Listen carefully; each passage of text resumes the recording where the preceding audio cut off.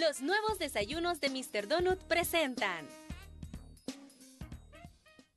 Bienvenido, gracias por estar con nosotros. Hoy en la entrevista de Hechos AM nos acompaña el ex candidato a la alcaldía de San Salvador y analista político Roberto Cañas, está con nosotros, y el ex magistrado de la Corte Suprema de Justicia Héctor No, magistrado. No magistrado, ¿no? Fiscal de la Corte.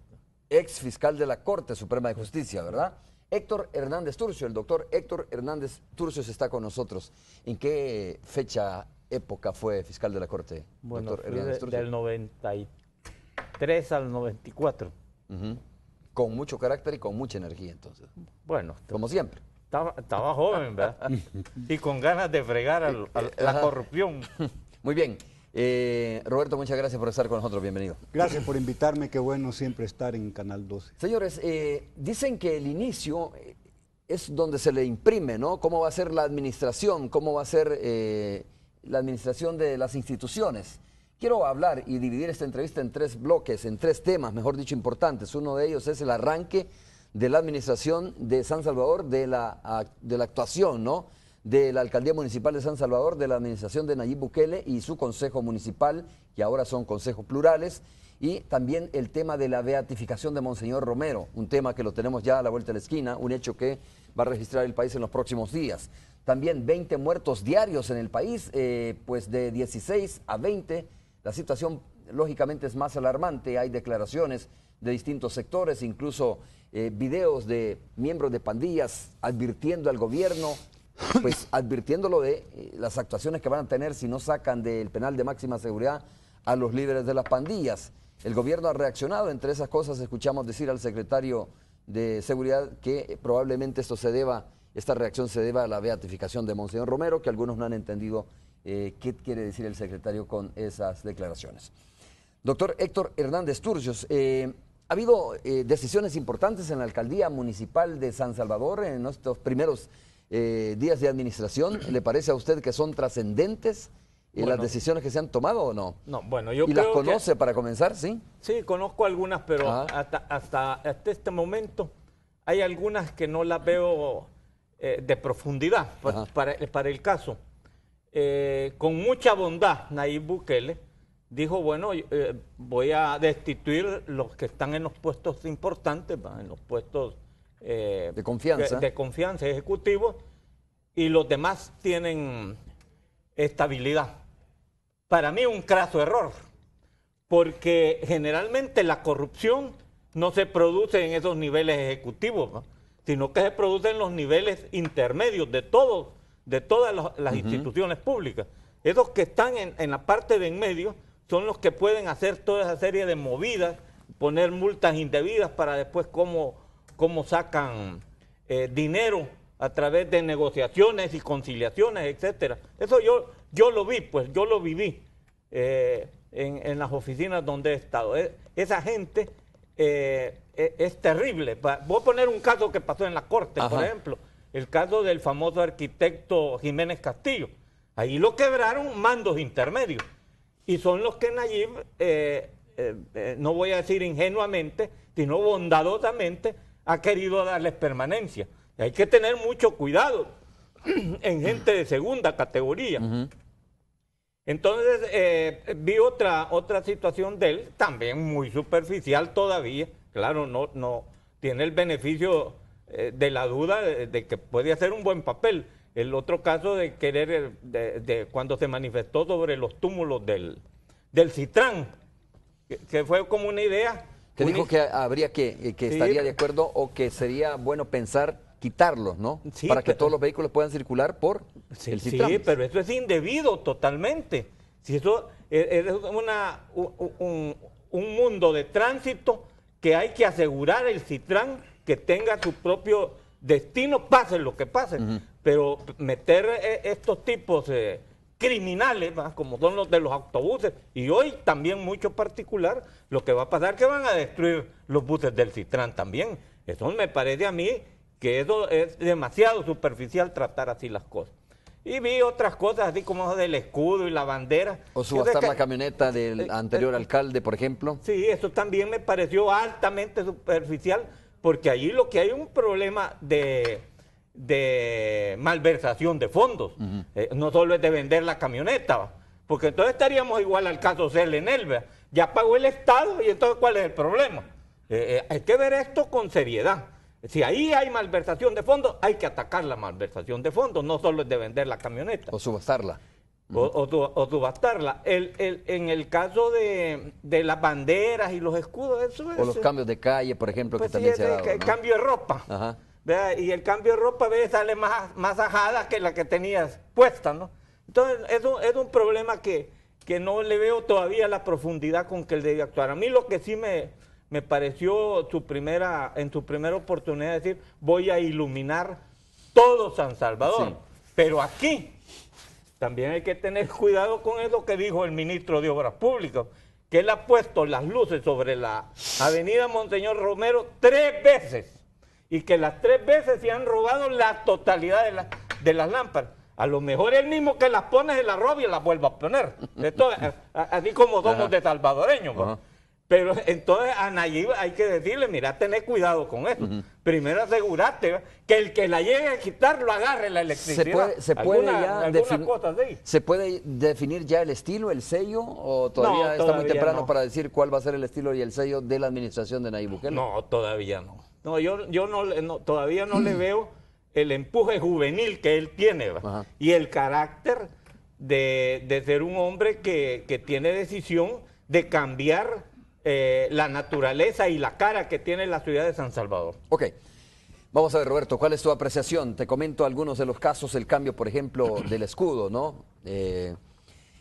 Cambios de nombre de calles, por ejemplo, habló de bajarle los impuestos a los capitalinos, subastar la camioneta, son de algunas de las acciones que se han tomado, nombramientos internos y, por supuesto, dijo que ya tenía disponibilidad de $40 millones para la iluminación de la capital. Más o menos esas son las acciones en términos generales que se han tomado desde el Consejo Plural de la capital, encabezado por Nayib Bukele.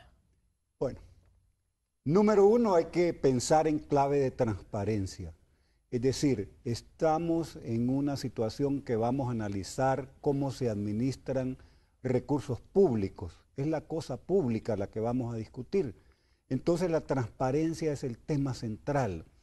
Uno, debería de transparentarse el estado en el que recibió las cuentas, las finanzas de la alcaldía. Eso es fundamental para ver cómo va a comenzar la gestión. Todavía no conozco, no se ha hecho público el informe de cuál fue la situación financiera que encontró el actual Consejo Municipal cuando empezó su gestión. Número dos, el alcalde y todo el Consejo Municipal deben de hacer pública su declaración patrimonial. Ese es un principio de entrada de transparencia, porque eso es lo que permite evaluar cómo llegó en términos patrimoniales un funcionario público y cómo salió. Y para él a lo mejor debe ser fácil, si no va a cobrar su salario, entonces no creo que exista dificultad. Pero es serio, voy a empezar a creer yo si en clave de transparencia aparecen, se publicitan estas cosas. Y sigo con más. Una de las promesas de Nayib es que las sesiones del Consejo Municipal tienen que ser abiertas, públicas. Es baladí el planteamiento que ha hecho para justificar que no se puede, que el lugar donde se dan las sesiones es muy chico. Es decir, se busca otro lugar. No se puede argumentar que las sesiones no son públicas porque el lugar no es apropiado, entonces hay que cambiar de lugar. Las cuestiones públicas se debaten públicamente. Que es parte de la transparencia, como tú dices, lógicamente. Y el Consejo Municipal, la alcaldía, es una cuestión pública, no es una sociedad anónima, entonces las reuniones del Consejo deben de ser públicas. ¿Perfilas el estilo? Le preguntaba también al doctor. Pues yo diría Hernández que Torcios. por las señales que he visto son verdaderamente complicadas. Por ejemplo, lo del escudo parecería ser poca cosa. Es como que te cambiaran de nombre sin preguntarte. Es decir, el sentido de identidad es el escudo, la bandera a nivel de una ciudad, de un país.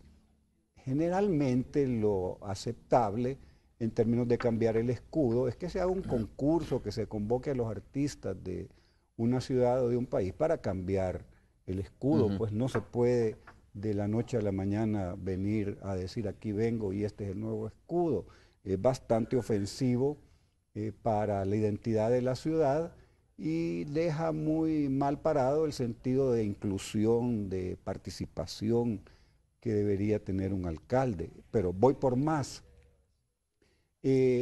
Anda buscando, Romeo, 40 millones de dólares para invertir. Dio la orden de que buscaran, ese fue el titular de prensa, 40 millones para la seguridad en el primer año. Incluyendo la iluminación en ese sentido. ¿No? Esos son otros 20 millones de dólares. Entonces, los va a seguir buscando porque no creo que los encuentre con mucha facilidad, a menos que haga una deuda que le posibilite contar con 40 millones de dólares relativamente rápido. Y aún así, buscando deuda, deuda pública no es rápido. Los 20 millones para la iluminación tiene también varios entretelones. Si el Consejo Municipal va a sacar una licitación pública para ver qué empresas aplican para concursar y ganar este contrato, estamos hablando que a mí me parece de lejos que 20 millones es demasiado. La tecnología LED, una lámpara no vale una cantidad que multiplicadas por la cantidad de lámparas que va a cambiar justifique esa cantidad de 20 millones. Entonces, en términos de transparencia, para mí no es satisfactoria la gestión que en sus primeros días ha hecho el alcalde. Ha hecho cosas buenas, digamos, sí, en medida de buen gobierno, no llegar con el machete desenvainado, planteando que va a despedir a todo el mundo, eso digamos que es bueno.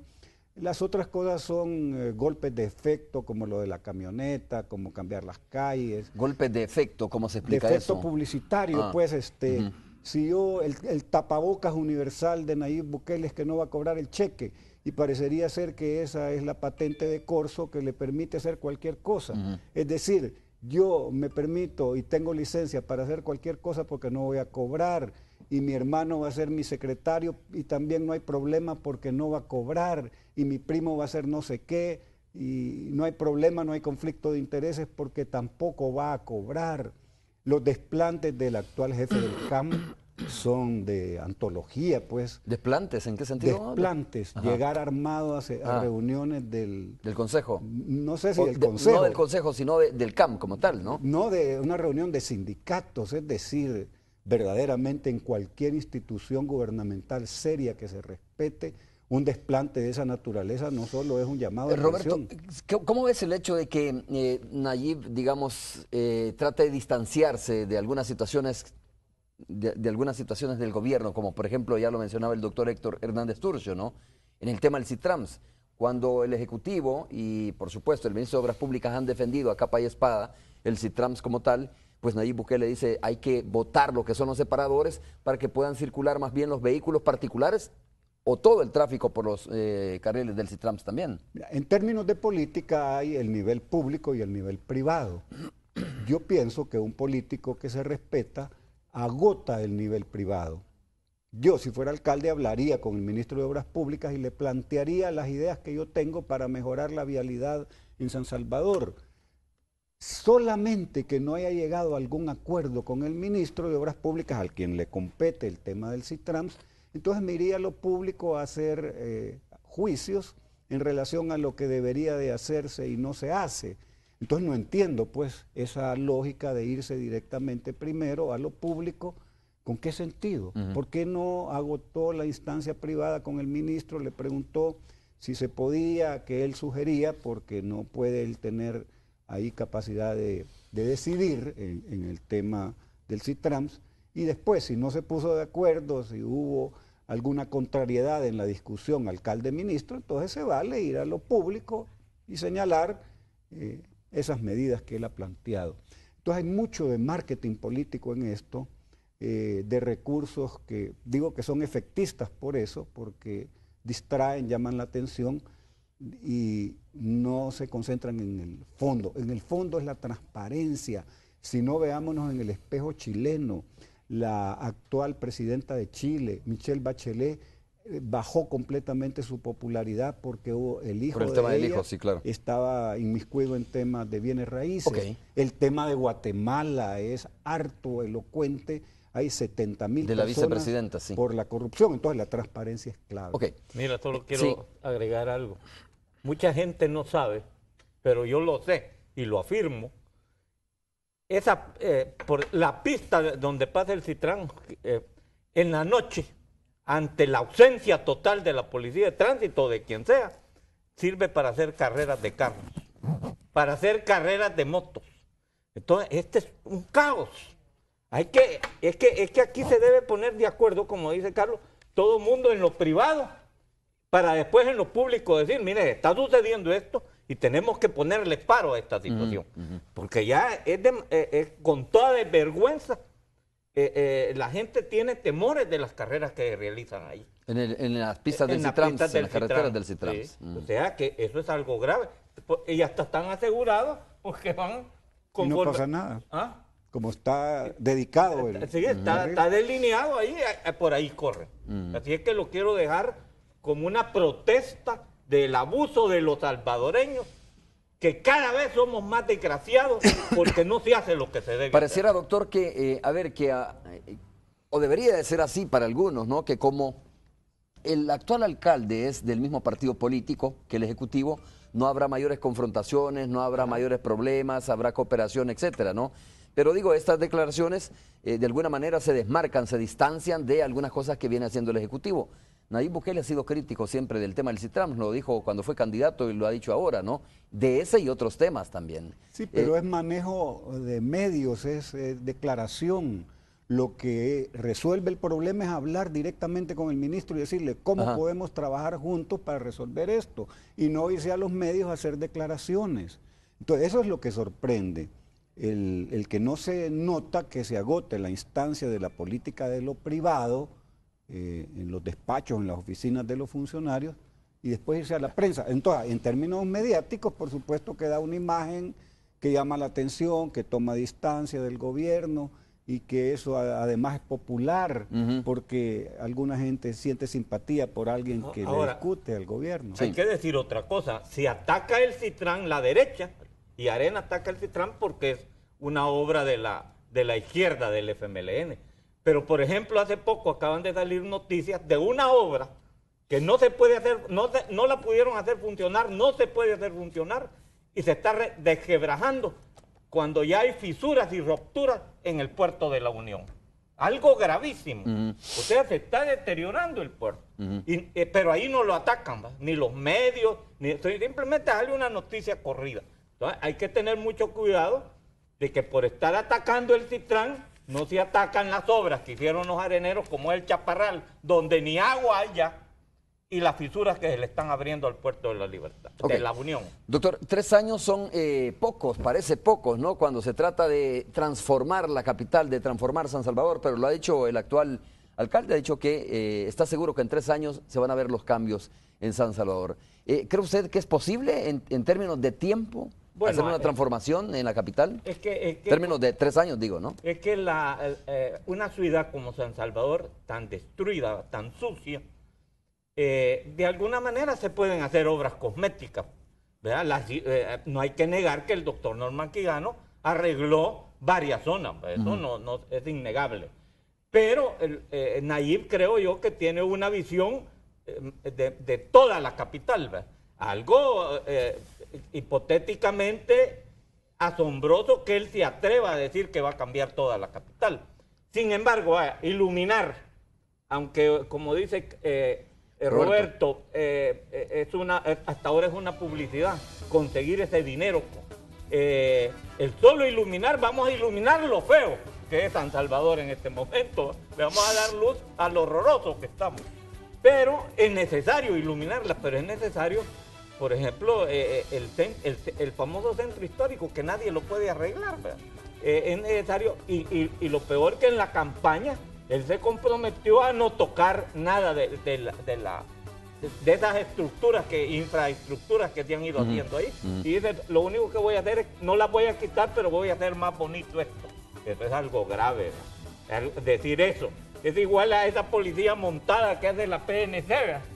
Que quizás alguien fue a Canadá, vio la policía montada donde los caballos son lindos, los jinetes son lindos, los uniformes también. Y aquí feo el caballo, feo el jinete y feo el uniforme, no hombre.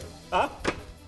Vamos a hacer la pausa comercial. Cuando regresemos, bueno, vamos a hablar del otro tema que es importante, la beatificación de Monseñor Romero, que se va a dar este próximo sábado, ¿no? Un evento histórico para nuestro país.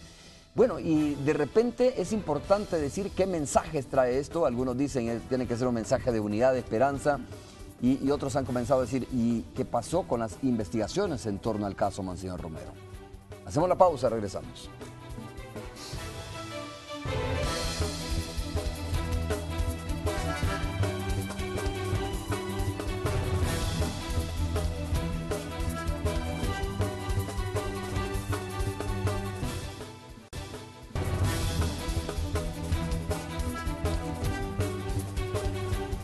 Quiero escuchar la opinión de Roberto y, por supuesto, el doctor Héctor Hernández Turcio respecto a la beatificación de Monseñor Romero, este acto que se va a llevar a cabo aquí en la capital precisamente el próximo sábado, y sobre la cual pues hay una cantidad de expectativas, ¿no? Sobre si la figura de Monseñor Romero, sobre si el acto de Monseñor Romero va a servir para unir a la sociedad salvadoreña, ¿cómo debe entenderse este acto de la beatificación de Monseñor Romero, Roberto? Hay una cosa central en términos de la beatificación. Lo que es determinante es si el gobierno de la República hace una edición masiva de las homilías y de las cartas pastorales de Monseñor Romero. Eso le daría posibilidades de que el mensaje, el pensamiento de Monseñor quedara calando profundo en el imaginario del salvadoreño. Porque si no, estamos expuestos a la banalización de la beatificación. Un hecho banal es la superficialidad, es quedarnos con que Monseñor Romero hoy es una camiseta, es un póster, claro. Es muchas páginas dedicadas en los periódicos un día y después no pasa nada. Yo pensaría, haría un llamado al gobierno de la República que hiciera una edición de unos 100,000 ejemplares en la dirección de publicaciones de la presidencia, para repartirlos masiva y gratuitamente a los salvadoreños en las escuelas, en las colonias, de tal manera que se conozca el pensamiento vivo de Monseñor Romero, las cartas pastorales. Allí estaríamos hablando de cosas de calado profundo. Lo demás es peligroso quedar en la banalidad. Es decir, ciertamente este no es un acto del gobierno, Roberto, es de la Iglesia Católica. Pero el gobierno está invitado, el gobierno ha tenido un nivel de involucramiento muy fuerte en todos sus niveles gubernamentales. Acaba de aprobar un órgano del gobierno, el órgano legislativo, 2 días de asueto para facilitar el evento. La seguridad va a estar en función del gobierno. Es ciertamente el acto en la parte sustantiva es de iglesia, pero los ribetes que tiene, toca lo gubernamental, toca lo internacional, se ha convertido en una marca ahora Monseñor Romero. Es un hecho noticioso fundamental. Hay 2 satélites. ¿Eso es lo que hubiese querido Monseñor Romero? Eso es una cosa que yo no me atrevería a juzgar, pero a partir de su pensamiento me da la impresión que no. Es decir, si hay algo milagroso aquí es que los medios de comunicación social que en vida de Monseñor Romero la cobertura que hacían de sus homilías o de su pensamiento fue mínima, hoy le dediquen páginas y páginas en los periódicos y el tiempo mediático sea muy grande. Y no solo fue mínima, sino de ataque también a Monseñor. Muy ¿no? fuerte. Entonces ahora es al revés. Si eso es un hecho mediático, un milagro, habría que preguntarse, ¿es bueno? Pues si se convierte esta beatificación en un factor de reflexionar acerca del pensamiento profundo de Monseñor Romero, que está escrito en sus homilías, que está en sus, ¿cómo se llama?, en sus cartas pastorales, entonces sí. A ver, doctor, ¿sigue siendo polémica la figura de Monseñor Romero? Bueno, no tengo ninguna duda porque usted sube un Twitter, ¿no? En las redes sociales inmediatamente, si eso serviría para juzgar, pues yo diría que sí es polémica, sigue siendo polémica la figura de Monseñor Romero, ¿no? ¿Cómo, siendo una figura polémica, digo desde el punto de vista de muchas personas, cómo puede servir la figura de Monseñor Romero mismo para la unidad de la sociedad salvadoreña? Bueno, yo creo que es un acontecimiento diplomático religioso, en el sentido de que El Salvador como Estado necesita ese gran evento y también lo necesita la Iglesia Católica salvadoreña. O sea, no es una cuestión así tan simple como lo quieren hacer en el espectáculo, Yo cuando veo, por ejemplo, con todo el desprestigio que tenemos internacionalmente, como un país lleno de criminales, de gente que emigra porque no puede vivir en el país, que hay problemas de toda índole, se necesita un evento de este tipo. Porque nos da un cariz un poco más santo, pues, aunque no seamos eso. Pero por el otro lado está el Estado Mayor que tiene la Iglesia Católica, okay, ya ahí lo veo. Ahí hay de todo, en ese montón de curas, pastores y todo. Hay unos que no merecen estar ahí, que lo han atacado y que no tienen valor de defenderlo a Monseñor Romero. Romero, no tienen valor de defenderlo cuando alguien empieza a criticarlo delante de ellos. Yo cuando vi el Estado Mayor ahí dije, porque, qué barbaridad. Porque yo he visto, por ejemplo, yo he estado con él hasta en programas con Monseñor Urioste, que es un fiel hombre que apreció, quiso a Monseñor Y estuvo Romero. a la parte de Monseñor Romero. Estuvo a la parte.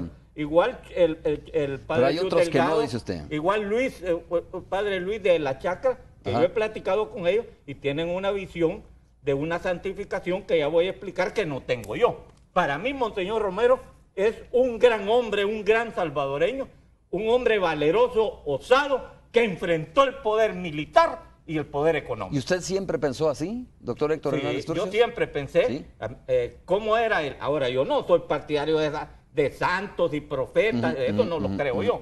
Pero sí creo que es el salvadoreño más insigne que pudo haber parido el país en el siglo pasado. No lo dudo. Y quizás en los siglos anteriores.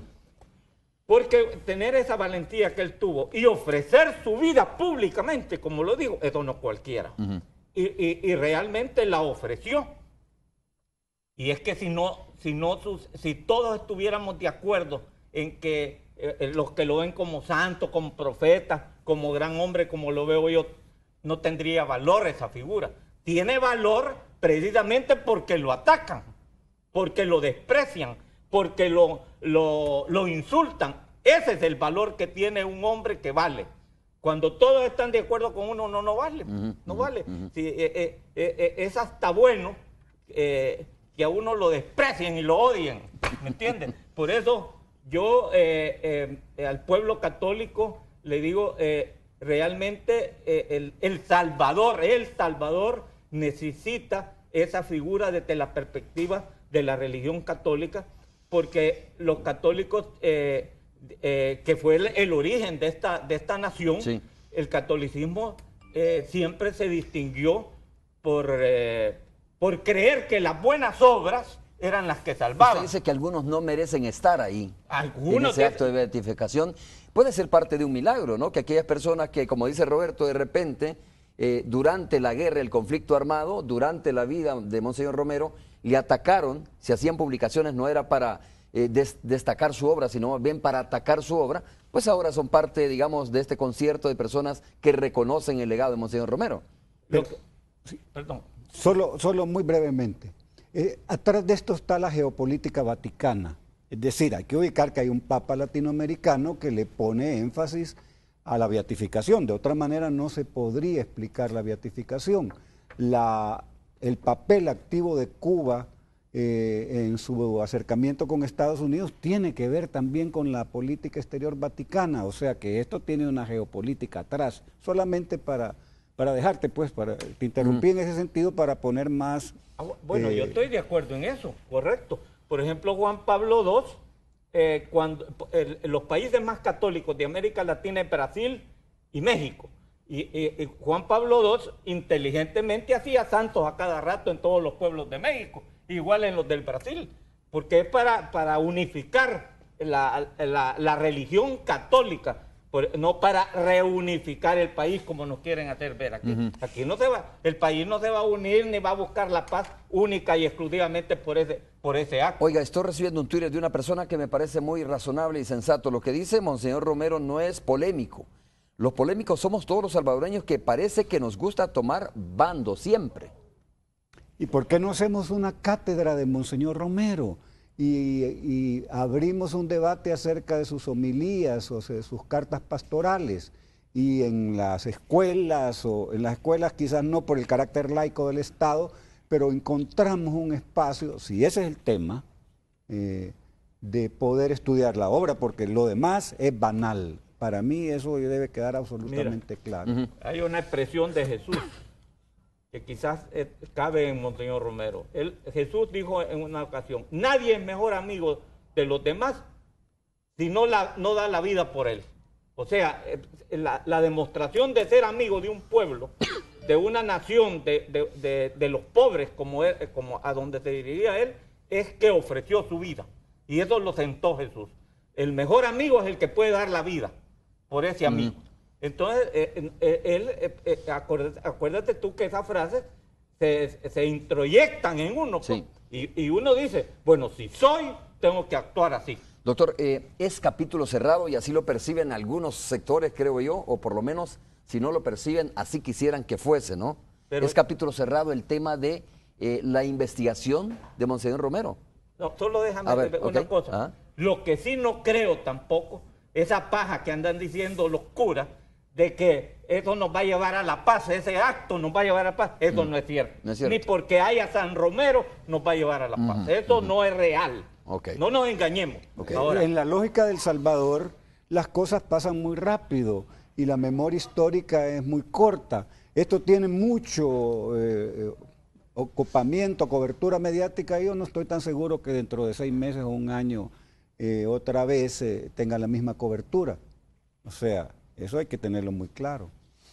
Ahora, sobre la investigación de la muerte, mira, a él cuando lo matan en la presidencia que ostentaba José Napoleón Duarte. Los servicios de inteligencia del presidente José Napoleón Duarte saben quién fue, quiénes planearon y quiénes lo hicieron. Bueno, también lo dijo la Comisión de la Verdad, ¿no? De alguna manera. Sabe. Entonces, pero bueno, ¿hay todavía más que investigar sobre esto o ya no debemos dar por satisfechos? Era mi pregunta, ¿no? No, es que lo que no podemos dar por satisfecho es que no haya un culpable directo, porque se dice el nombre, se dicen nombres, han declarado militares en los Estados Unidos, exguardias, unos ya murieron, etcétera, y como que solo se está esperando que mueran todos para entonces decir quiénes fueron, quién disparó, por ejemplo. Disparó. Pero sí, investigaciones hay, ¿verdad? Es igual que el caso de los jesuitas, todo el mundo sabe. Roberto. Mira, la lógica de la cuestión esta tiene por lo menos 3 cosas. Hay que establecer la verdad, y eso está establecido. En el caso de Monseñor Romero, la Comisión de la Verdad muy claramente identifica responsables. Segundo, hay que hacer justicia. Esa parte no está resuelta en este caso. Y la tercera es el tema de la reparación material y también moral de las víctimas. De alguna manera la beatificación, aunque no está vinculada, repara pues el hecho de que el hombre más universal del Salvador, como ya se planteó aquí en el siglo XX, es Monseñor Romero, y que ojalá, insisto, y no me voy a cansar de repetir, se conozca su obra. ¿Por qué no el gobierno hace una masiva edición de las homilías de Monseñor Romero? Sí, están ahí en la página web, uno los puede leer en internet. Yo no sé quién pueda leer más de 2 páginas en una pantalla de una computadora. Entonces, estaríamos hablando en serio si se hace una reproducción. Si no la hace el gobierno, pues que la haga la iglesia, pero alguien tendrá que hacerla de tal manera que se conozca más la obra de Monseñor Romero. Mira, quiero hablar de esto último que dice Roberto. Es que la obra de un hombre de esos, que los católicos le llaman santo, que yo le llamo un gran hombre, la obra es conocer precisamente la obra que hace. Pero cuando uno estaba en los colegios católicos, lo que le enseñan a uno, Beato Marcelino Champañá, roga por nosotros. Juan Bosco, roga por nosotros. San Ignacio de Loyola, no hombre, hay que ser como Juan Bosco, hay que ser como Ignacio de Loyola, hay que ser como Romero. Son personas a imitar. A imitar. Es exactamente el papel de Jesús. Jesús nos enseñó cuál era el camino a Dios. No es que él sea Dios ni hijo de Dios. Él lo que dijo, este es el camino para llegar a Dios. Y es más, era un hombre de tal naturaleza que llegó a comprender una de las expresiones que después los grandes filósofos han dicho: si la vida en este mundo es una vida de tragedia, dolor y desgarramiento. Por eso Jesús dice: conmigo la carga es más ligera. ¿Qué significa eso? Si ustedes caminan en el mundo siendo buenos, ayudándole al prójimo, adorando a Dios, etc., la carga va a ser más ligero. Pero la carga existe. Y a ver, el dolor existe. Otra lógica. Es vis a vis lo que pasaría con Jesús. Se hablaría de que sigan a Jesús, se sacan afiches de Jesús, se exalta la figura de Jesús y no se pide que se estudie la Biblia. Entonces, ¿cómo es la historia? Si el pensamiento vivo de los apóstoles y de la vida de Jesús está en la Biblia, entonces exaltar la figura de Jesús sin llamar a leer la Biblia, yo no le veo sentido. Sí, Roberto, antes de ir a la pausa, está claro que Monseñor Romero murió por enfrentar los poderes fácticos en ese momento, fue la causa de su muerte. Lógicamente, sus homilías fueron muy contundentes, ¿no? Alguien decía recientemente, mire, si por la misma causa murió Jesús hace bastante tiempo, por enfrentar exactamente a los poderes fácticos, entrar al templo en su momento y pues hacer un llamado fuerte. Es que ¿no? mira, incluso enfrentó al Estado Mayor de la Iglesia Católica, la enfrentó y todavía algunos, como está en la calle, lo atacaban a él. O sea, si es que él atacó el poder económico, el poder militar y el poder eclesiástico. ¿Lo atacó o lo denunció? Lo atacaban, lo despreciaban. Muchos de los que están sentados ahí no quieren que sea santificado. ¿Y por qué no recordamos la frase que fue el punto crítico? Pues, les pido, les ruego, les suplico, les ordeno, señores de la Fuerza Armada, cesen la represión. De ahí en adelante ya podemos entender qué pasó. Bueno, vamos a hacer la pausa comercial, regresamos. Cuando regresemos hablamos sobre el tema de la inseguridad que está viviendo el país. Sobre todo, digo, porque, mire, cuando tenemos 12 homicidios, 13 homicidios y se va a 20, pues dice uno, a ver qué está pasando, ¿no? Pausa, regresamos.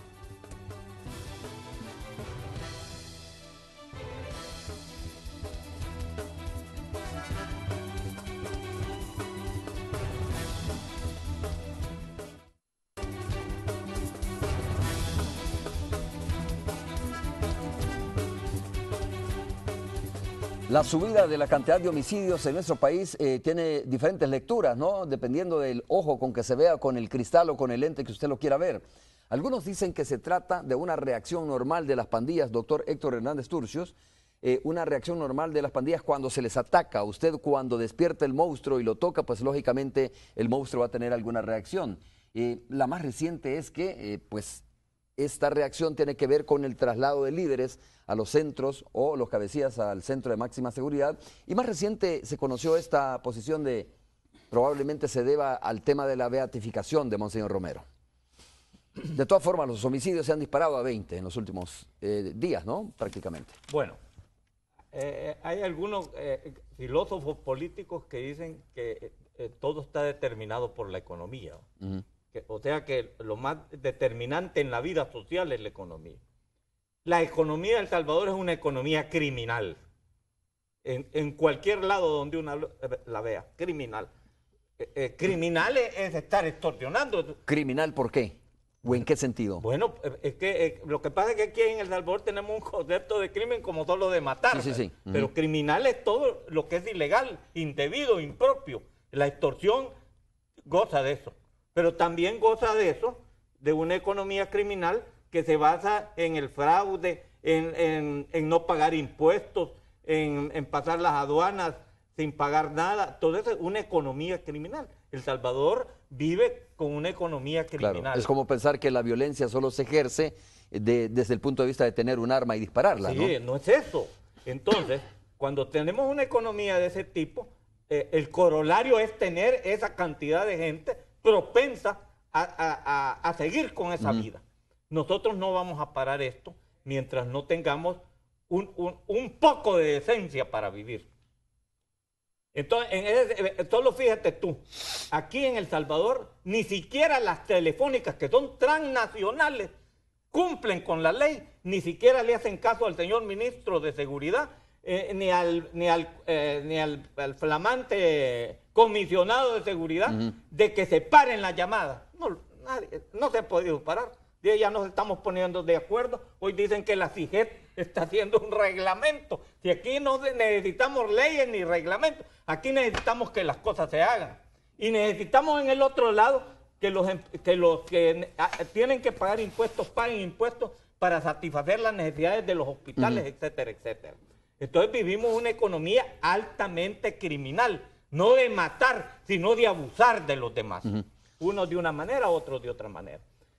Entonces, claro, la parte esa de... ¿Usted me quiere decir, doctor, perdone, que tan criminales, perdonen la comparación, pero solo quiero escuchar y entender si ese es su mensaje, que tan criminal es aquel que agarra un arma y extorsiona o asesina a otra persona como aquellos que, por ejemplo, recientemente se conoció una lista, ¿no?, de personas y de empresas que no pagan? ¿Es tan criminal uno como el otro? Son tan criminales uno como otro, porque no pagan aquellos, se muere la madre de un pobre en el Hospital Rosales. Y entonces eso lo enarbola. Es que la economía criminal viene también de que el Fondo Social de la Vivienda, una vivienda que se la venden a él en $10,000, la venda a él en $25,000. Es una institución criminal. ¿Sí? Está bien que ganen 10, te la voy a dar en 15. Entonces, es un ejemplo, ¿no? Okay. Entonces estamos en una situación en donde estamos reproduciendo la maldad en El Salvador. La criminalidad. Roberto. Bueno, el fenómeno del aumento de la delincuencia no se puede quedar en la descripción.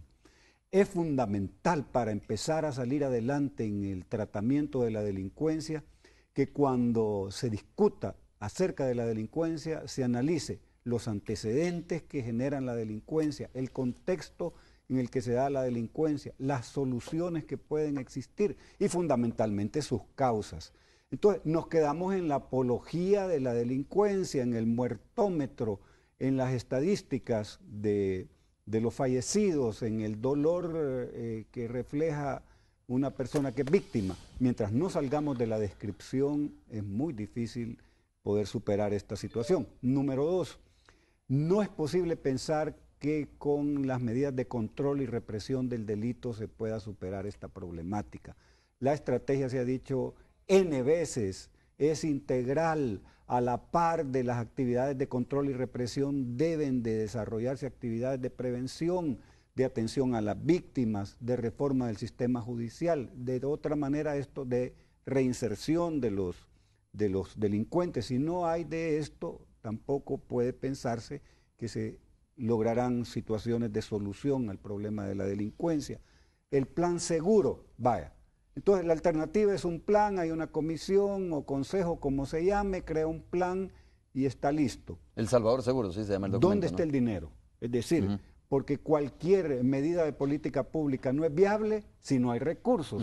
Entonces al menos el 10% es lo que tiene el plan seguro y entonces se vuelve un listado de buenas ideas de cómo enfrentar la delincuencia. Tú acabas de plantear algo interesante. ¿Dónde está el dinero? No podemos pensar y esperar que siempre la comunidad internacional financie este tipo de proyectos, ¿no? Porque eso es inviable. Eso está fuera de la realidad. Eso puede ser, digamos, como una medida paliativa, pero la verdad es que tiene que financiarse desde nuestras propias iniciativas este tipo de proyectos. Y eso no le llamemos de otra manera, se llama impuesto. Lo han hecho en Honduras, lo han hecho en otros países, y si el temor es que eso, que es el tema, el leitmotiv de esto, o sea que la corrupción es la que domine, hagamos un fideicomiso, busquemos el mecanismo para asegurar que los fondos captados por los ingresos del impuesto se manejen bien. De otra manera no es financiable. Entonces, las soluciones no son viables en términos de política pública de seguridad si no hay recursos. Y finalmente, integralidad significa cultura de paz, integralidad significa salud mental, integralidad significa resiliencia, integralidad significa resolución alternativa de conflictos. ¿Quién habla de eso aquí en El Salvador para buscar una alternativa que no se quede en la descripción, en el relato de lo que está pasando? Sí, todos sabemos que la pregunta es cuántos muertos hubieron hoy, si son 12, 15, 20, si es el día más terrible del siglo. O quiénes murieron, porque esa es otra de las polémicas. Sí. Mire, los que están muriendo son los pandilleros y punto, ¿no? No, o sea, hay que ir más allá de la descripción.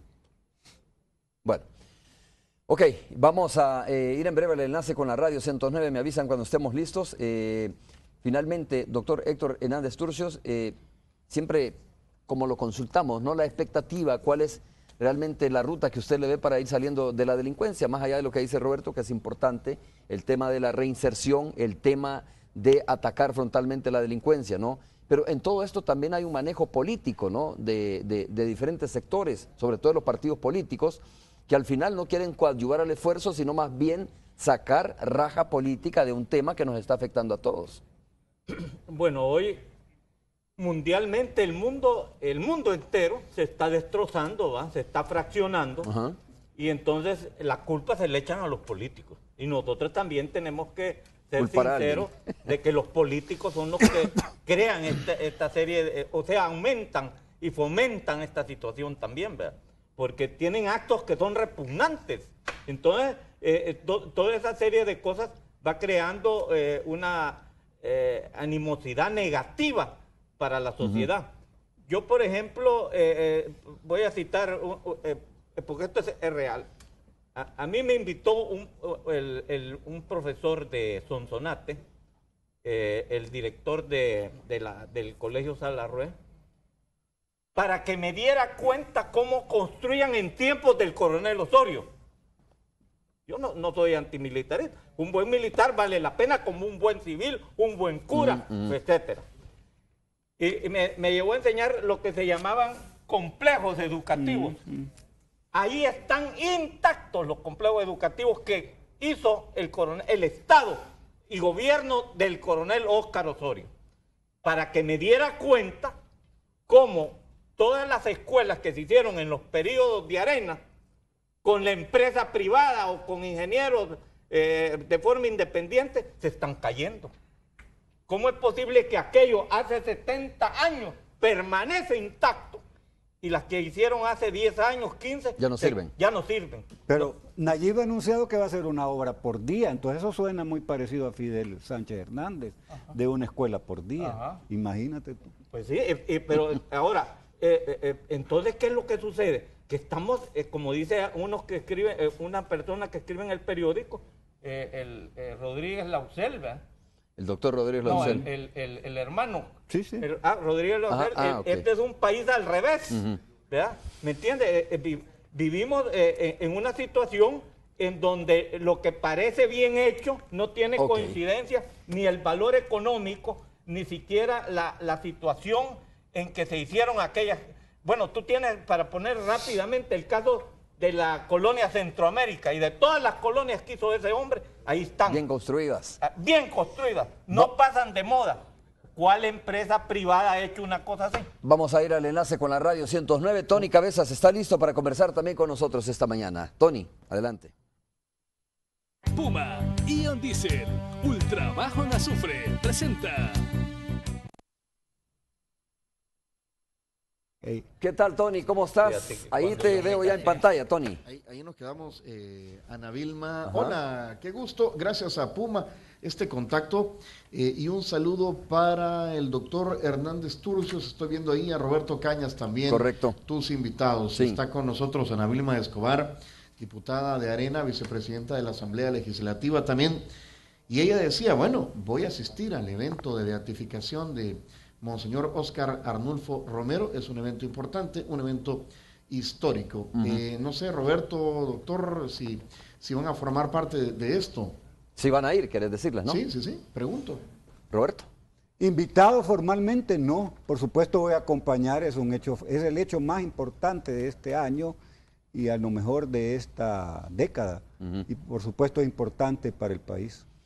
Doctor Turcios, Hernández Turcios. No, yo realmente no voy a ir, pero sí voy a ver el espectáculo religioso, ¿va? Y quiero ver allí a las católicas, ¿verdad? Tal vez vuelvo a ver lo que yo vi cuando joven, de tapado y medias negras, ¿va? Arrepintiendo de sus pecados, por supuesto. Quiero ver eso. Doctor. Yo creo que después de la firma de los acuerdos de paz, por lo menos en la época contemporánea, es de los hechos más importantes, ¿no? Yo diría que Roberto. tienen distancias muy largas, pues los acuerdos de paz cambiaron el mapa del país, hicieron transformaciones en lo político, en lo legislativo, en lo judicial, en lo electoral, ciertamente, en lo económico, social, menos. Esto es un hecho de un acto que, por supuesto, en términos de la religiosidad... De un acto que culmina, que ni culmina, ¿no? Sino que hace una pausa ahí para la beatificación, pero estás hablando de una figura que a lo largo de la historia, bueno, durante su existencia, lógicamente, tuvo mucho que ver en las transformaciones que llevaron precisamente a la firma en los acuerdos de paz. Sí, todo estaría muy bien si Monseñor Romero no se convierte en una camiseta. Es decir, cuando llegamos a eso, el Che Guevara es una camiseta y Monseñor Romero no puede quedarse en ser una camiseta, un afiche, un sticker. Okay. O en la botella de agua, ¿verdad? Que también ya va ahí la foto. Yo quiero recomendarles a muchos que deseen conocer sobre la vida de Monseñor Romero este libro del autor Morozzo, que lo tiene precisamente la librería San Pablo, y me parece excelente conocerlo. Me parece excelente ese libro. Lo estamos nosotros ahorita leyendo. ¿Qué opinan también? Bueno, estamos a punto de entrarle aquí al tema de los discursos, lo que se dijo ayer en la sesión solemne de instalación de la Asamblea Legislativa. Obviamente estuvo Ana Vilma ahí, tenía a su izquierda al presidente de la República, la vi en la fotografía. ¿Qué mensaje envía la nueva presidenta, Lorena Peña, caballeros, allá en el estudio? ¿Viste el discurso, lo escuchaste, Roberto, el discurso de Lorena Peña? No tuve oportunidad, pero hay una cosa que es evidente. Una presidenta que es electa por 84 votos tiene que jugar un papel de buscar armonía, de buscar acuerdos, de posibilitar, escuchar a todos. Que en teoría se le puede hacer más fácil, ¿no? Digo, si logra el consenso de todos los diputados, pues lógicamente... nivel de votación uno esperaría que las personas que votaron por ella lo hicieron en esa lógica de encontrar a alguien que va a articular. Hay que entender que la presidencia de la Asamblea es dirección de debates, convocar a las sesiones. Le dieron en la primera sesión contratar personal, pero no vayamos a pensar que es más que cualquier otro diputado, es una entre iguales. Déjame decirte que cuando le hemos preguntado al doctor Héctor Hernández Turcio sobre liderazgos femeninos aquí en el país, se ha expresado de Lorena Peña y también dijo de Nidia Díaz, ¿no? Por el lado, lógicamente, de la izquierda, en la derecha hay liderazgos femeninos muy importantes. Ana Vilma es una de ellas, ¿no? Lógicamente. Pero bueno, ¿escuchó el discurso o qué piensa de la llegada de Lorena Peña a la presidencia de la Asamblea? Bueno, a mí me parece, yo te voy a decir, en la vida es tan cambiante que a mí me llamó la atención la forma armoniosa con que ella hablaba y lo que ofrecía de poder armonizar todas las fuerzas. Claro, hoy en este mundo, aquí ya no se extraña uno que va a un entierro de un marxista-leninista y rezan el rosario ahí y después cantan el Internacional. Entonces uno dice, qué alegre esto. Pertenecen a los dos lados, de cualquier manera se salva. Para todos los gustos. O sea, para todos los gustos. Entonces uno ve eso. Entonces Lorena Peña yo pensaba que era más agresiva realmente. La miraba, yo la hubiera querido también de directora de la Policía Nacional. Bueno, nos vamos a quedar hasta ahí. Yo quiero ver, porque es necesario pasar del discurso a la acción. Yo he escuchado muchísimos discursos. Yo quiero ver realmente cómo se va a desempeñar, porque venimos de una presidencia nefasta que fue, y ella tiene ahorita la oportunidad de desmarcarse. En el efectivamente hubo el primer acuerdo en la delegación de la contratación, etcétera, y manejo de personal, pero el partido Arena no estuvo de acuerdo con esto. Porque consideramos que esto debe ser una decisión colegiada, particularmente de una asamblea legislativa que viene siendo tan cuestionada por despilfarros. Ana Vilma, nos quedamos hasta ahí. Muchas gracias por este contacto. Habrá chance de platicar eso acá, sí, ¿verdad? Ustedes ahí en la radio van a desarrollar más estos temas sobre la gobernabilidad en la Asamblea Legislativa y cómo se percibe ya el mensaje de la presidenta de la Asamblea Legislativa, Lorena Peña. Gracias, Tony. Que tengan feliz día. Saludos para ustedes. Este es hasta la radio 109. Nosotros regresamos. Puma, Ion Diesel, ultra bajo en azufre, presentó.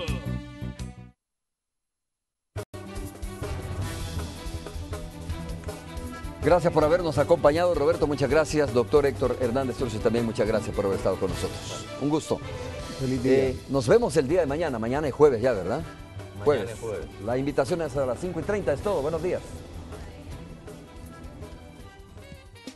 Los nuevos desayunos de Mr. Donut presentó.